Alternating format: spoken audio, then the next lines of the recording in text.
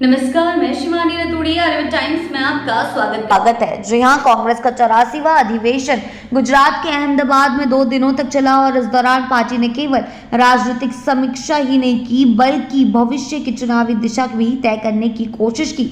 इस अधिवेशन की सबसे बड़ी बात राहुल गांधी की उस राजनीतिक स्वीकार्यता को माना जा रहा है जिसमें उन्होंने स्पष्ट कहा कि कांग्रेस अब तक दलित, मुस्लिम और ब्राह्मण वोट बैंक के इर्द गिर्द ही घूमती रही, जबकि ओबीसी वर्ग पूरी तरह से कट गया।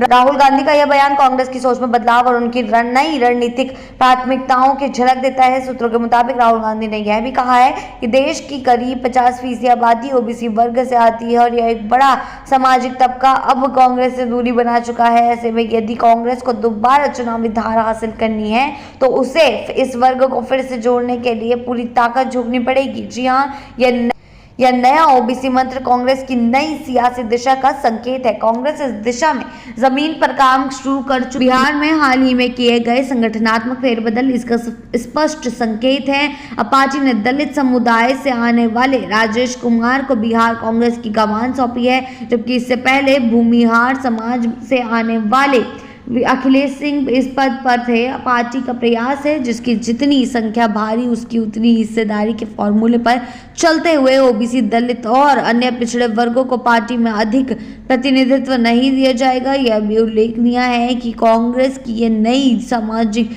समीकरण साधने की कवायद राहुल गांधी के उस सामाजिक न्याय एजेंडे से भी जुड़ी हुई है जो भारत जोड़ो यात्रा और अब भारत जोड़ो न्याय यात्रा के माध्यम से आकर ले रही है। लेकिन इस नए प्रयोग की पहली असली परीक्षा इस साल के अंत में होने वाले बिहार विधानसभा चुनाव में होगी, जहां कांग्रेस को अपने सहयोगी दल राष्ट्रीय जनता दल से ही ओबीसी नेतृत्व और वर्चस्व के मुद्दे पर टकराव का सामना करना पड़ सकता है। उत्तर प्रदेश में भी समाजवादी पार्टी के साथ तालमेल उसी वर्ग को लेकर प्रतिस्पर्धा कांग्रेस के सामने एक चुनौती होगी, क्योंकि यह क्षेत्रीय दल पहले से ओबीसी राजनीति का मजबूत आधार बन चुके हैं। जी हाँ, आपने सही सुना। ऐसे में कांग्रेस के लिए ये नई लाइन सिर्फ घोषणा नहीं बल्कि जमीन पर गंभीर काम और सदे हुए सामाजिक संतुलन की भी मांग करती है। जी हाँ, आपको बताते चले, कुल मिलाकर कांग्रेस की सियासत एक नई मोड़ पर आ गई है, जहां राहुल गांधी का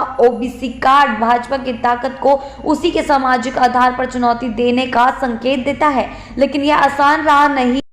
पार्टी को न केवल आंतरिक संगठन को ओबीसी केंद्रित बनाना होगा बल्कि यह भी सुनिश्चित करना होगा कि उसकी कथनी और करनी में कोई विरोधाभास ना हो। अब देखना यह होगा कि यह रणनीति कांग्रेस को राजनीतिक पुनर्जीवन देती है या फिर पुराने वोट बैंक की नाराजगी का सबक बनती है। आगे के अपडेट्स के लिए जुड़े रहें आर्यभट्ट टाइम्स के साथ ही चैनल को सब्सक्राइब करना ना भूलें और हमारी फेसबुक और वेबसाइट के साथ भी जरूर जुड़ें।